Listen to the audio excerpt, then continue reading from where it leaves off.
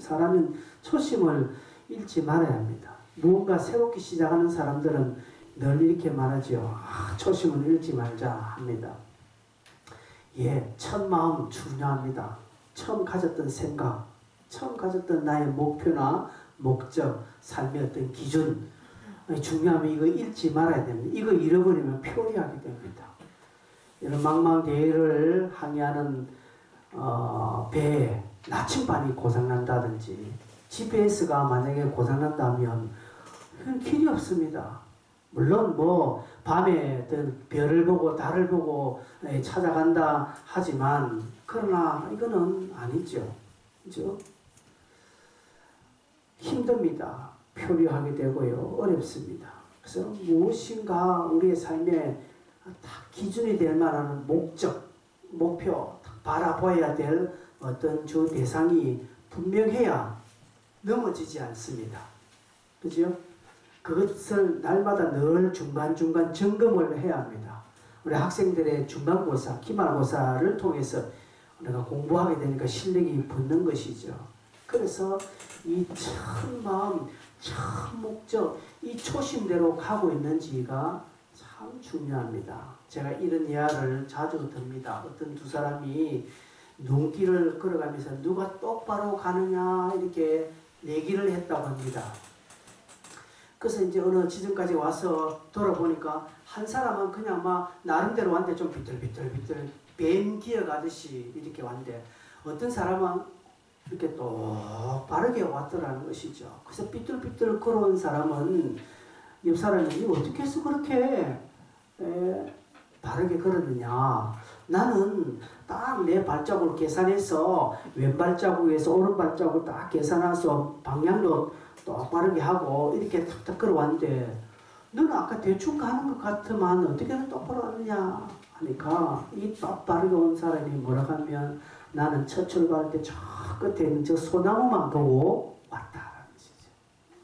근데 이 사람은 자기 땅만 보았죠. 땅만 보고 나름대로 왼쪽 발, 오른쪽 발 계산을 해서 방향하고 나름대로 다 계산 앞뒤자세 딱 맞았죠. 그러나 전체적으로 삐뚤하게 오게 되는 것이죠. 그러나 당장은 조금 삐뚤삐뚤해도 멀리서 보면 저 소나무를 목표로 하는 사람은 똑바로 예, 그건 맞습니다. 여러분 제가 자전거를 타다 보면요. 자전거를 근처 보면 안 됩니다. 위험합니다. 자전거 저 최소한 100m, 200m 앞을 봐야 됩니다. 그래야 사고를 대비할 수 있고 뭔가 안전을 도모할 수 있는 것입니다. 마라톤 선수가 달리기 선수가 땅 보고 달릴 수 없습니다. 그죠? 땅에 뭐가 있나 없나 그거 점검하면 안 달립니다. 멀리 한 10m, 20m 보고 그러다 보니까 잠시 뭐 잘못해서 좀 발이 찔릴 수도 있지만 그러나 목표점까지는 안전하게 가는 것입니다. 신앙생활도 마찬가지입니다. 우리 신앙도 다 분명한 목표가 있어야 됩니다. 여러분 그렇다면 우리 신앙의 목표가 뭡니까? 기독교의 목적이 무엇입니까? 그냥 예수 믿고 천국 가는 것입니까? 예, 그건 아주 단편적인 대답입니다. 아주 기초적인 대답입니다. 틀리지 않았지만 그러나 완벽하다라고 할 수 없습니다.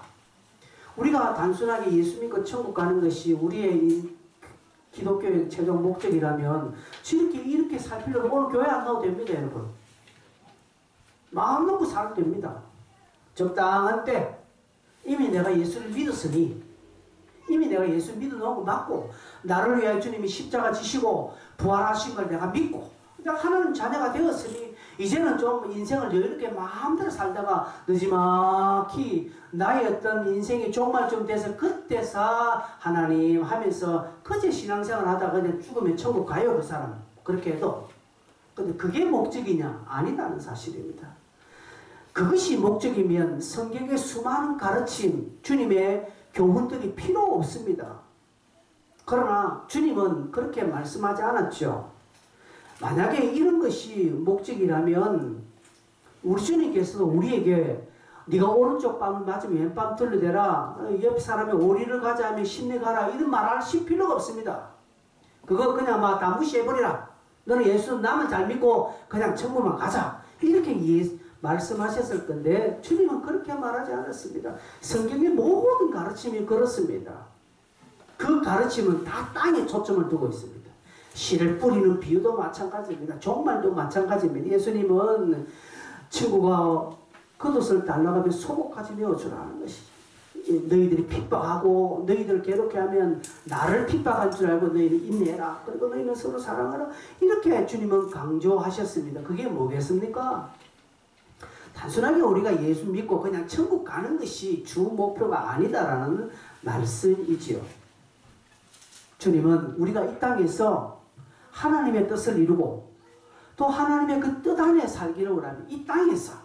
이 땅에서 하늘의 원리를 따라서 이 땅을 삶으로 말미암아 하나님께 영광이 되고 많은 사람들을 하나님께 돌아오도록 하고 그러므로 말미암아 네가 이 땅에서 잘 되고 복 받는 것을 주님은 말씀하셨습니다. 당연히 예수 믿고 천국 가는 것은 이거는 막 기본 중에 기본이고 이것을 우리에게 목표로 주셨습니다. 그래서 우리가 이 땅에서 하늘의 뜻을 이루며 사는 것이 중요합니다.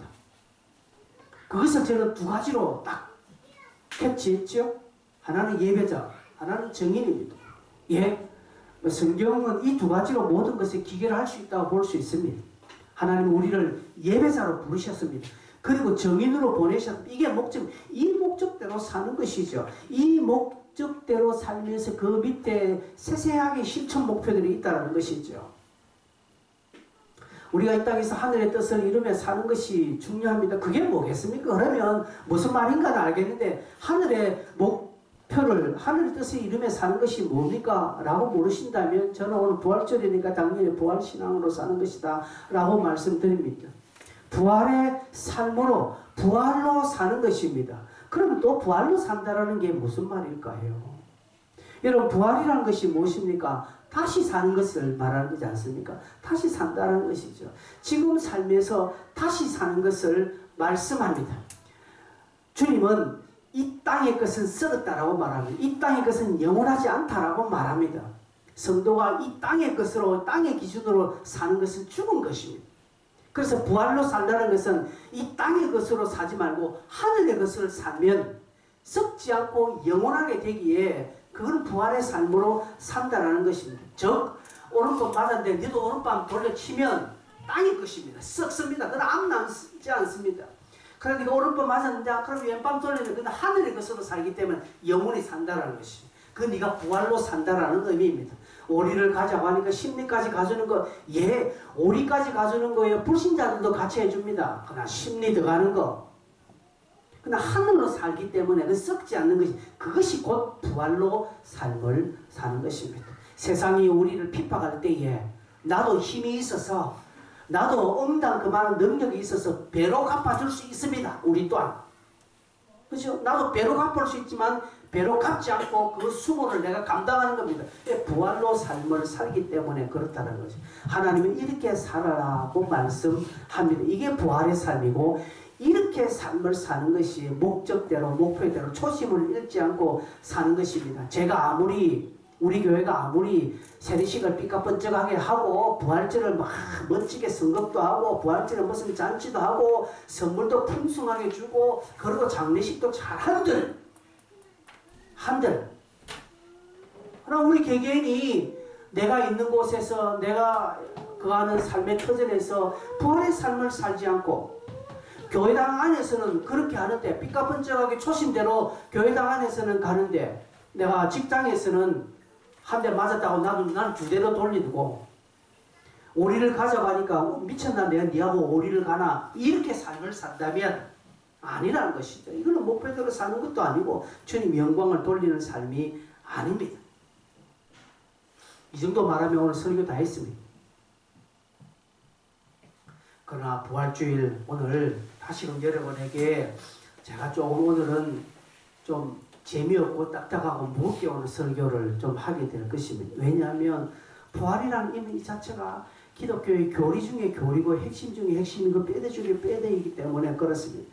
그래서 부활 속에 담겨진 성경의 놀라운 비밀들이 뭘까? 우리가 이것을 좀 알아야 합니다.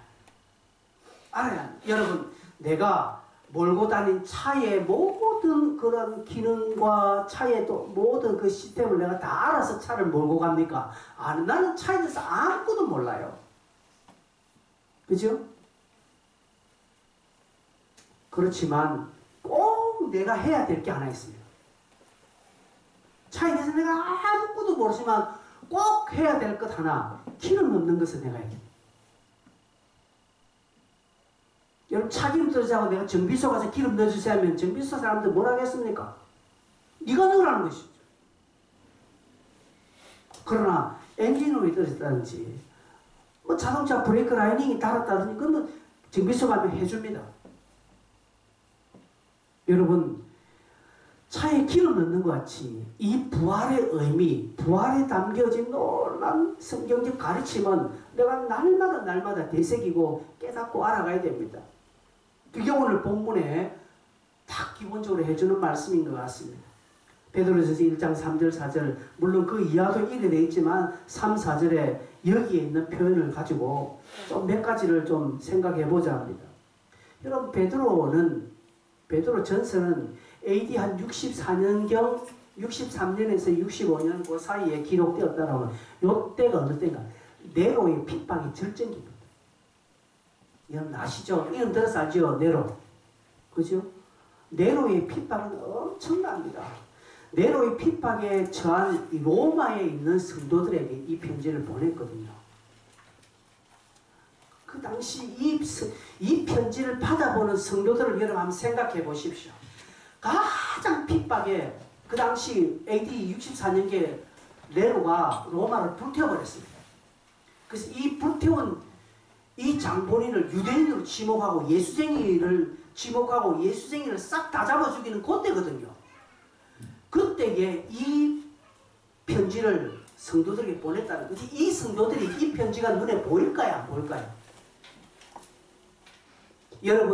여러분도 다 경험했잖아요. 여러분의 삶이 엄청나게 고난 있고 여러분의 삶이 너무 기구하고 힘들면 예배가 됩니까?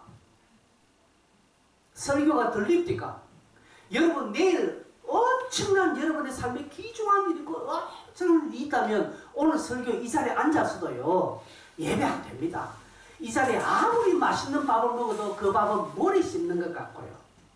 잠자도 잠이 안 옵니다. 중간중간 벌떡벌떡 깨지고요. 그런 성도들이란 사실입니다. 그런 성도들이 이 편지를 본다? 안 보일 거예요. 안 들릴 거예요, 설교도. 근데 신기하게 이 베드로 전서 후서가 로마에 있는 성도들에게 엄청난 위로가 됐다는 것입니다. 그것은 이 베드로 전 후서에 복사본이 많았다는 것을 증명하고 있습니다. 지금 우리에게 증거되는 건 없지만 당시에 이게 많았다고 합니다. 이 성도들은요 언제 어디서 어떻게 잡혀서 죽을 줄 모르는 그런 한치 앞을 볼 수 없는 그런 상황에 있는 성도들에게 베드로는 이 편지를 기록한데 그 이 편지 베드로 전후서의 한마디 주제 한마디로 다 하면 고난을 잘 견디라. 고난은 축복이다 이 말입니다. 여러분 기가 막힙니다. 고난을 받고 있고 지금 어떻게 될지 모르는 성도들에게 위대한 사도 베드로가 찾아가서 편지에 성도 여러분 너무 여러분 고생 많지요. 내가 여러분의 고생을 압니다. 이곳에서 여러분을 고난을 위해서 나는 눈물로 기도하고 있고 여러분 힘내십시오. 견디십시오. 여러분까지 지금까지 잘했습니다. 축복합니다. 사랑합니다. 하나님은 여러분과 함께 할 것입니다. 하늘의 상급이 많을 겁니다. 등등 이런 표현을 만 가지로 써도 이 편지는 부족할 텐데 그런 표현 한마디도 없다는 사실입니다. 그런 거 없고 오늘 이 본문을 시작하면서 내가 이렇게 해서 너희들에게 편지를 쓴다. 1절 2절에 놓고 3절에 딱 돌아서서 찬송하리로다 하면서 뭐라고 합니까? 부활을 찬송하고 있는 것입니다. 아니 지금 고난받고 있는 성도들에게 그래도 좀 한 장 정도는 베드로전서 한 1장 정도는 위로도 하고 잘한다 수고한다 하고 하나님 너와 함께 하십니다. 당신은 사랑받기 위해서 태어난 사람이라면서 위로하고 격려해 줬으면 얼마나 좋겠습니까? 그런데 그런 표현은 단 1도 없다는 사실입니다. 바로 2절에는 예수 그리스도의 핏부림을 얻기 위하여 택하심을 받은 자들에게 뭐 이렇게 말하면 무게 나면서 찬송합니다. 찬송합니다. 그 말에서 긍휼대로 우리를 죽은 자 가운데서 부활하게 하심으로 말미암아 우리를 거듭나게 하시고 산소만 이게 지금 뭔 말입니까? 어렵습니다. 왜 그렇게 할까요? 베드로는 위로하거나 격려할 수 있는 그런 기술이 없어서 그런가요? 아니라는 사실입니다. 베드로는 이 고난 가운데 성도들에게 가장 큰 이유는 부활을 이야기하는 것입니다. 너희들이 다시 산다. 아시죠? 부활의 소망, 이 부활의 믿음, 이걸 다시금 강조하면서 이 땅에서의 삶을 지탱해 주도록 하는 것이죠. 그게 원동력이라는 것이죠. 이런 표현을 합니다. 자녀들에게 고기를 낚아주지 말고 낚시하는 법을 가르치라는 표현이죠. 여러분 아시죠? 고기는 한 번 먹고 끝나지만 낚시하는 법을 가르치면 평생 개는 먹고 살 수 있다는 것. 예, 마찬가지입니다. 이 고난 가운데 성도들에게 베드로는 고기를 주지 않습니다. 달콤한 살코기 주지 않습니다. 그냥 입에서 살살살살 녹는 그런 고기들을 풍성한 양식을 주지 않고 그 고기를 잡는 방법을 지금 이야기하고 있다는 사실이죠. 그게 뭡니까? 부활이라는 것이죠. 찬송하리로다. 즉 이 말은 부활이 있다 이 말입니다. 부활로 말미암아 하나님은 우리에게 놀라운 것을 주셨다. 부활은 기가 막히다라는 뜻입니다. 지금 그렇게 지금 베드로는 노래하고 있습니다. 그 노래의 첫 번째, 이 부활로 말미암아 우리를 거듭나게 하신다라는 거듭남입니다. 부활로 말미암아 우리에게 주신 기가 막힌 은혜는 거듭남입니다. 여러분 거듭남이 뭔지 알죠? 상식적으로 알고 계시죠? 거듭났다. 근데 여러분 성경에는 거듭났다는 표현이 거의 없습니다. 여기에 있습니다. 베드로전서 1장 이 부분에 거듭났다. 그리고 요한복음 3장에 니고데모와의 대화의 거듭남이라는 표현이 그 구절 안에 한 두 번 정도 나오고 성경 신약 전서에는 거듭남이라는 표현이 없습니다. 귀한 표현입니다. 거듭났다. 거듭났다. 여러분 오늘 분명하게 아셔야 됩니다. 이 거듭남이라는 의미가 뭔지 이 의미가 깊어요. 이거 제가 자료를 찾아보니까 이 거듭남에 대한 이야기가 엄청 많더라고요. 그냥 짧게 여러분에게 좀 말씀하겠습니다. 여러분 요한복음 3장을 한번 여러분 펴보십시오. 그리고 요한복음 3장 3절 저 부분 한번 읽어보겠습니다. 자 앞에 화면에 좀 같이 읽습니다. 시작. 예수께서 대답하여 이르시되 진실로 진실로 네게 이르노니 사람이 거듭나지 않으면 하나님 나라를 여러분 저 뭐라고 표현해? 거듭나지 않으면 하나님 나라에 들어갈 수 없다. 이게 아닙니다. 그게 맞지요? 표현이. 사람이 거듭나지 않으면 하나님 나라에 들어갈 수 없다라는 것이 문법상 맞습니다. 그런데 하나님 나라를 볼 수 없다라고 말합니다. 자, 니고데모가 밤중에 왔습니다. 3장 1절에 보면 살짝 와서 아마 바리새인이고 그는 공회원 중에 공회라고 했습니다. 이 니고데모가 밤중에 살짝 와서 예수님에게서 예수님 당신은 정말 하나님께로부터 오신 선생입니다. 2절에 이야기합니다. 하나님이 당신과 함께 하지 않으면 이런 놀라운 표적 기적을 일으킬 수 없습니다. 라고 말합니다. 지금 요한복음 2장에는 가나 혼인잔치 있어요. 물이 포도주로 변한 이 사건은요. 당대의 이스라엘의 센세이션을 일으켰습니다. 여러분 물이 포도주로 됐다. 이거는 메시아의 권능이거든요. 이것은 있을 수 없습니다. 근데 이 사건이 안 되겠습니까? 소문이 안 되겠습니까? TV 방송에 연일 보도되지 않겠습니까? 이 니고데모가 그걸 들었다는 것이죠. 그리고 밤중에 와서 당신은 하나님께로부터 온 선생인데 당신이 이렇게 있은 표적은 하나님이 함께하지 않으면 이렇게 수 없는 이건 놀라운 질문이고 고백입니다. 그런데 주님은 이 요한 니고데모의 질문에 그래 네가 어떻게 그걸 깨달았노? 니 대단하다. 니고데모 네가 조금 낫긴 낫네. 이렇게 하지 않습니다. 당신은 하나님께로 어떤 선생이고 하나님께로 나오지 않으면 이런 표적이 있을 수 없다라고 하는데 주님은 전혀 질문에 상관없는 답을 합니다. 거듭나지 않으면 하나님 나라를 볼 수 없다. 이게 뭔 말입니까? 그립니까? 방구입니까? 도무지 맞지 않는 표현입니다.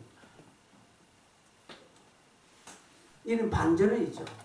예, 이것입니다. 이 청년들이 가끔 예전에 저한테 목사님 처음 뵐 때는 목사님 처음 뵐 때는 진짜 행복했는데 나중에 목사님 알고 사귀고 나중에 목사님 좀 더 알고 나니까 진짜 그렇네요 라는 말하고 똑같습니다. 여러분 이게 웃긴 이야기 아닙니까? 여러분 전혀 안 웃긴 것처럼 보이네. 문법이 그렇지 않습니까? 앉아보면 내가 처음 보니까 사람이 정말 좀 초라해 보고 뭐 그런데 사귀고 앉아보면 대화해 보니까 나 쭉 알고 앉아보면 그게 아니라 대단합니다. 요렇게 이 문법이 많거든요. 뭐뭐 하면 뭐뭐 안 있는데 처음 봤는데 우리 쭉쭉 알고 보니까 진짜 그런데요. 이 문법을 어법을 맞지 않습니다. 지금 주님의 질문, 그 니고데모의 질문과 주님의 대답이 지금 이런 차원입니다. 주님 뭐랍니까? 사람이 거듭나지 않으면 하나님 나라를 볼 수 없다. 들어갈 수도 없다는 거 하나님 나라를 수 없다. 엉뚱하게 대답합니다. 엉뚱한 대답에 약간의 책망이 좀 들어가 있죠. 이게 뭡니까? 거듭나지 않으면 네가 지금 말하는 것도 지금 본 것도 이 모든 것도 제대로 알아보지도 못하고 들을 수도 없고 알 수도 없다는 것이죠. 거듭나지 않으면 하나님 나라의 일, 하나님 나라 세상 일도 아무것도 들리지 않는다는 거예요. 쉽게 말하면 사람이 여러분 거듭나지 변화되지 않으면 설교도 들리지 않습니다. 보이지 않습니다. 어제 본 것도 오늘 다르게 봅니다. 예수를 오래 믿어도요. 설교가 들리지 않는 것은요. 거듭남의 정도를 의심해 봐야 돼요. 내가 진짜 거듭났는가? 여러분 거듭나면 사람이 변화되면 안 들리는 게 들리게 되고 안 보이는 게 보이게 되는 것입니다. 사람이 거듭나면 이게 육적으로 거듭난다는 게 뭡니까? 육적으로 거듭난다는 쉽게 말하면 여러분 아이들이 자라서 철이 되니까 말이 달라지지 않습니까? 우리 자녀들이 천년만년 어린애 같은데 얘가 나 점점 자면 철이니까 말이 달라져요. 말이 달라지고 표현이 달라지고 철든 거예요. 변화되는 거예요. 변화되니까 얘가 전에 보지 못한 부모의 어떤 것을 보고 전에 내가 알지 못한 것을 알게 되고 전에 알지 못한 것을 알게 되는 것입니다. 우리 청년들이 다 이제 20대 후반으로 갑니다. 얘네들이 말이 많이 달라져요. 이제는 같이 늙어가는 것 느낌이 들어요. 전에는 말귀를 못 알아들어요. 예전에 이 친구들은 말귀를 못 알아들어요. 막 오해하고 제 말에 오해되고 근데 세월을 먹어가고 애들이 20대 오면 쓱 하니까 이제는 생각이 달라져요. 말이 달라져요. 이게 육적인 이야기고 영적으로 말하면 사람이 거듭나면 예수 그리스도에 확 붙잡히면 안 들리는 게 들리게 됩니다. 그게 이해가 됩니다.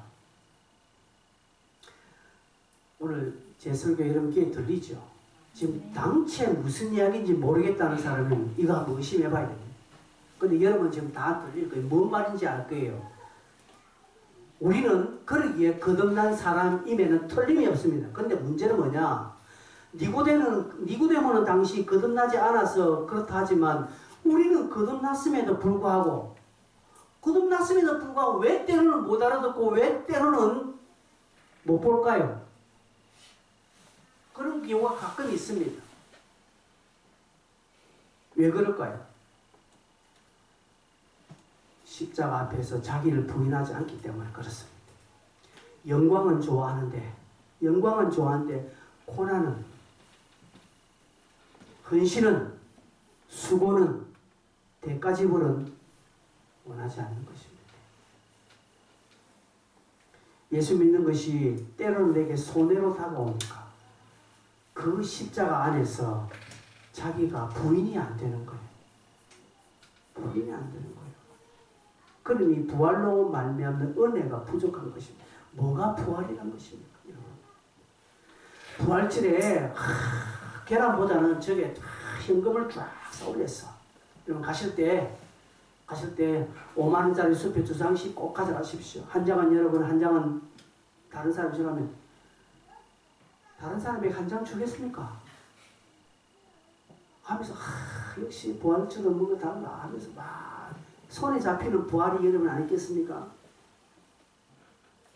근데 그게 아니라는 것이 부활로 주신 은혜가 뭡니까? 예수가 부활하셨다는 것입니다. 나에게 거듭남, 즉 내가 하늘나라를 이해하게 되고 하늘나라를 볼 수 있게 되고 이 땅의 가치가 무엇인지 내가 깨달아 알게 되고 내가 어떻게 살아야 주님 앞에 복을 받고 내가 어떻게 해야 내 인생이 참 의미가 있는 인생이 될지를 내가 알아가는 그 알미 거듭남의 결과인 것입니다.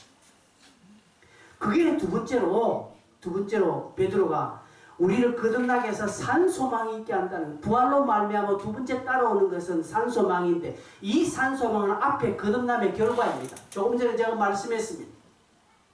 거듭남의 결과로 오니까 십자가를 통해서 내 자신이 부인이 됩니다. 그래서 부활의 의미와 부활의 메시지가 보이고 들립니다. 소망이 생기는 것입니다. 이 땅의 것은 잠시가구나 라는 마음이 들고 끝내 나는 둘째 부활에 참여할 것이다.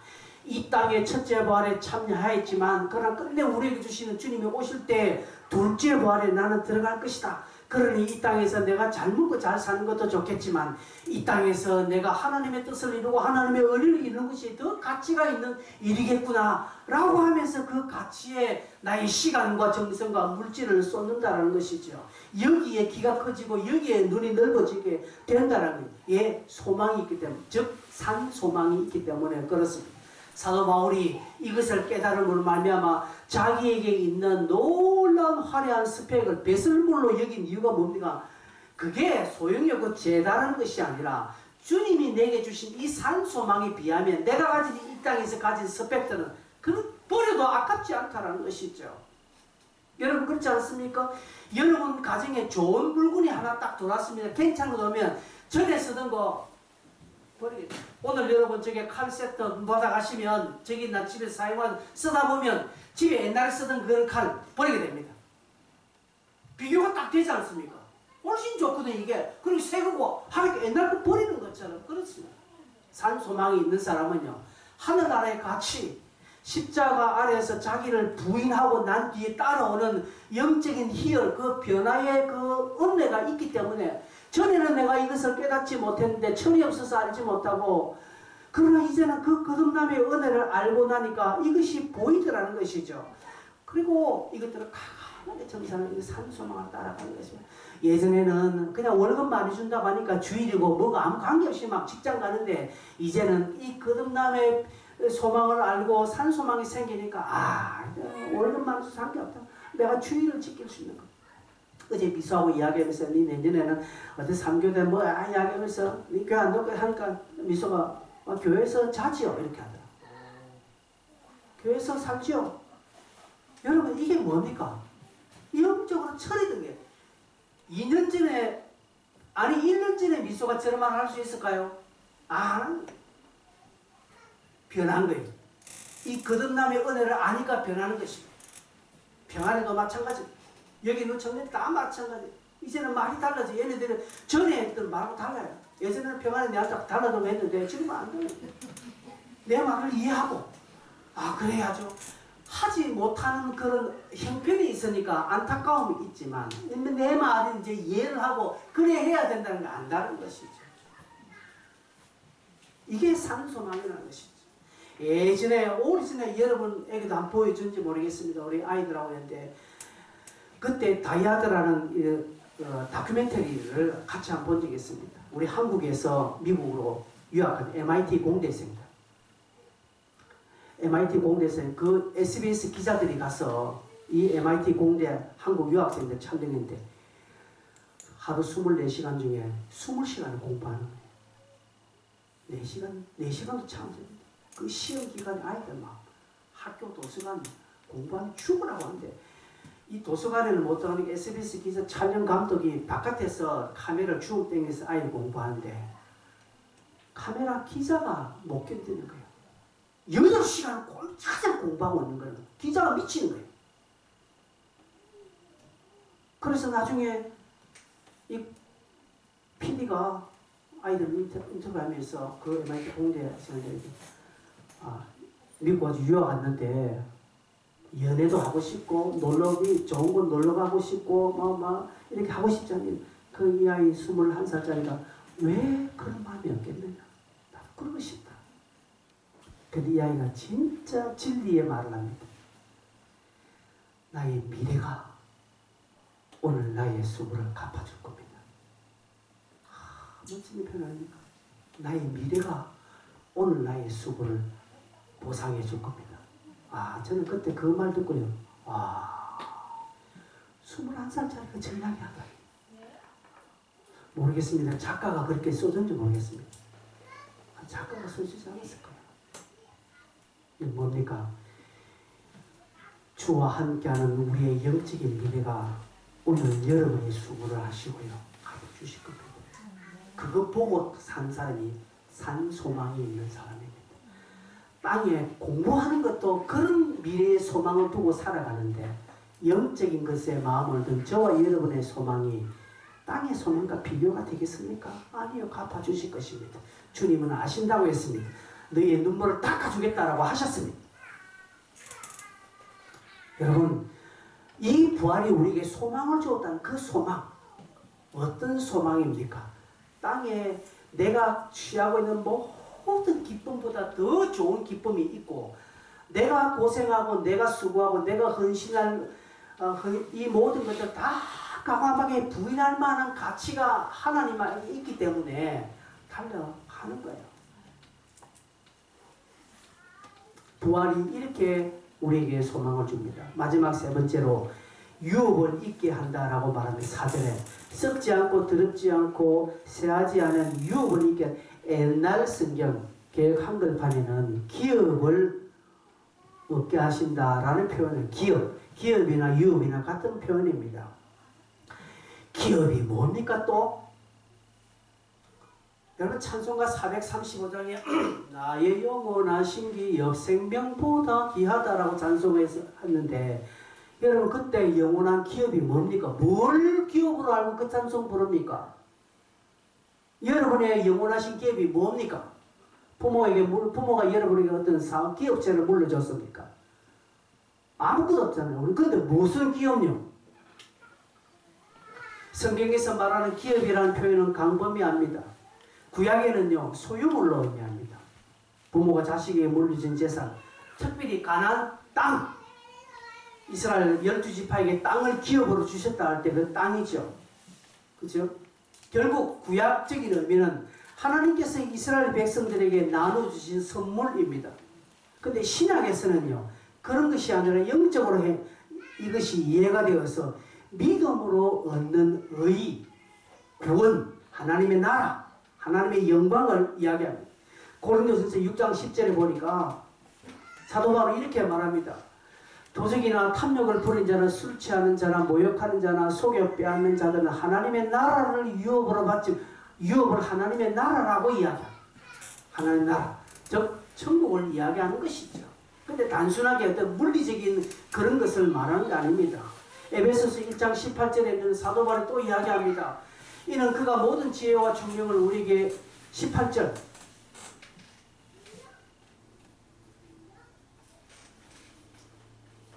에베소서 1장 18절을 제가 읽어드리도록 하겠습니다. 1장 18절 너희 마음의 눈을 밝히사 그의 부르심의 소망이 무엇이며 성도 안에서 그 기업의 영광의 풍성함이, 기업의 영광이라는 사실입니다.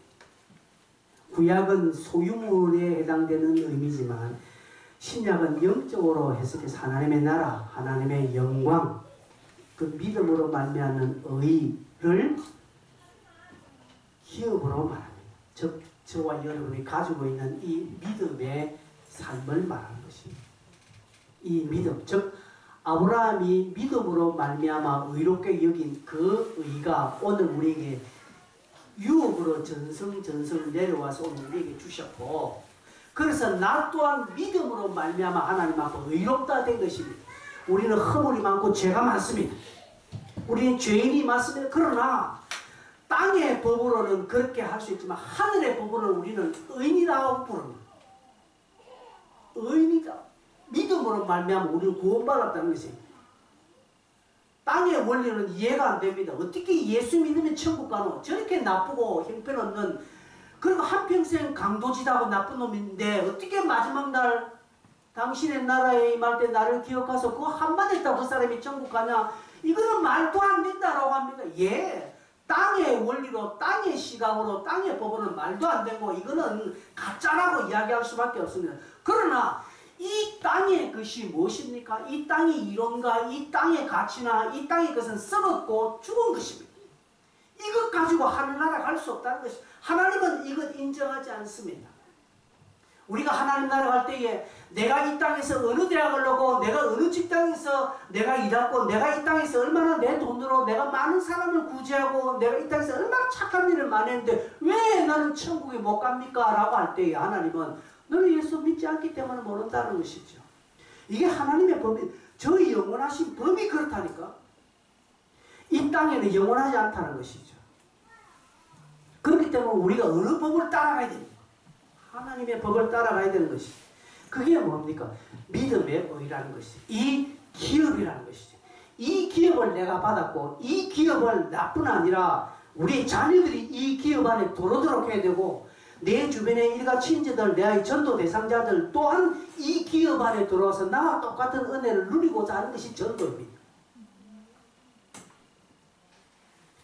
그래서 베드로를 뭐라고 하면 1장 이 끝에 보면 썩지 않고 더럽지 않고 새하지 않은 유업을 있게 하시는 곧 너희를 어디에 간직했다고요? 하늘에 간직했다라고 말합니다. 앞에 말하는 부활로 말미암아 주신 이 거듭남, 부활로 말미암아 따라온 이 산소망, 부활로 말미암아 주어진 우리의 이 영적인 놀라운 이 믿음의 기업은요 땅의 것이 아니라는 것이 하늘에 간직했다라고 말하는 것입니다. 썩지 않는다고 말합니다. 쇠하지 아니한다고 말합니다. 전혀 손상되지 않습니다. 그것이 그 어떤 것으로 손상받지 않습니다. 내가 이 땅에 조금 잘못 살아도 이 손상되지 않아요. 예수 안 믿는 사람 봅니다. 네가 어떻게 네가 어떻게 목사냐? 저런 나쁜 놈이 어떻게 예수쟁이를 하여튼 하면서 욕합니다. 그렇게 손가락질한다고 해서 내가 받았던 이 믿음의 의, 우리가 누렸던 거듭남, 이것들이 손상을 받느냐? 하나님은 절대로 손상 못 받게 딱 간직하고 계시는 것입니다. 그래서 마지막 날 우리가 하나님 앞에 서면 하나님께서 손상시키지 않은 그 놀라운 하늘에 간직한 하나님의 법을 따라서 우리를 심판하니까 너는 오케이, 너는 천국이야, 너는 내 자녀야. 다른 사람 아무리 지가 좋은데 안 하고 좋은 일을 많이 하고 이 땅에서 화려하게 멋지게 사람들 앞에 모든 사람에게 존경받고 마치 이 땅에서 성인군자라고 칭함을 받는 사람이랄지라도 하나님께서 보니까 그는 이 법에 해당되지 않기 때문에 하나님의 자녀를 인침을 받지 못한다는 사실입니다. 우리가 이 은혜를 받았다는 것이 무엇 때문에? 부활 때문에. 예수가 부활하심으로 말미암아 이 은혜를 우리가 받게 되었다는 것이죠. 땅에 귀중한 물건들은요, 사람들은 집에 갖다 주지 않는다고 합니다. 은행에 개인 금고에 다 갖다 놓습니다.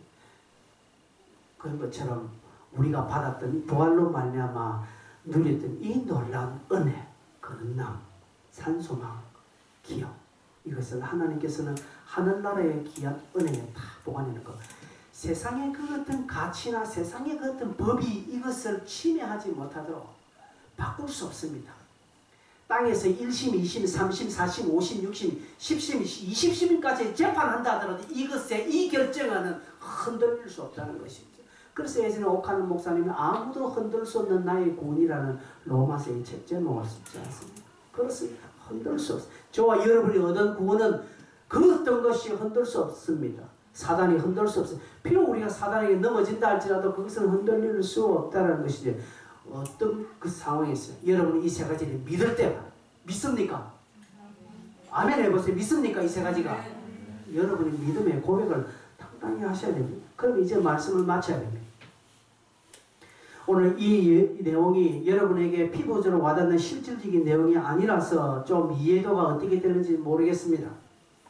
그러나 한번 여러분 목장 모임을 할 때 오늘 이 설교 다시 한번 꼭 한번 서로 점검하고 개인적인 고백으로 함께 했으면 좋겠습니다. 여러분 우리는 이 땅에 개모임 하는 건 아닙니다. 한 많은 이 세상 이 노래 부르다가 가는 거 아닙니다. 우리는 주께서 예비해 놓으신 이 부활로 말미암은 그 은혜와 삶의 원칙을 따라서 이 땅을 사는 것입니다. 내가 심리를 가졌지. 저 친구가 겉옷을 달라고 할 때 내가 속옷 주었지. 오른밤을 때릴 때 내가 미친 자고 왼밤에 돌려 넣었지. 그때는 열불 나는데 그렇게 돌리고 그렇게 가지고 그렇게 주었더니 내게 손해는 전혀 안 일어나네. 오히려 내 마음이 기쁘네. 오히려 하나님의 영광이 더 드러나네. 하는 것을 경험하게 된다는 것이죠. 이것은 썩지 않습니다. 이것은 편하지 않습니다. 취하지 않습니다. 그렇게 사는 삶이 부활의 삶을 사고, 그렇게 사는 삶이 이 땅에서의 믿음을 드러내면서 사는 자들입니다. 이렇게 삶을 사는 자들은 하나님께서 결코 가만히 두지 않습니다. 그렇게 삶을 사는 사람이 주여 주여 외칠 때 주님은 응답해 주십니다. 내가 네게 못 해줬고, 그렇게 삶을 사는 사람이 주님 앞에 간구할 때 주님은 함께 하시고, 낮에 해나 밤에 달이 그를 상치 못하도록 해줄 것이며, 사망의 음침한 골짜기를 타는 자도 두려워하지 않는 용기와 담대함을 그에게 주실 것입니다. 성도 여러분, 이 영광의 길, 이 부활로 말미암아 다시 우리가 믿음을 한점 서야 되지 않겠습니까? 이런 부활입니다. 이런 부활입니다. 계란 한두 개 받고 하는 게 아니라는 사실이죠. 이 영적인 놀라운 복을 받은 저 여러분, 당당하게 이 믿음 안에서 부활의 삶을 살아가기를 간절히 축원합니다. 함께 동성으로 한번 기도하겠습니다.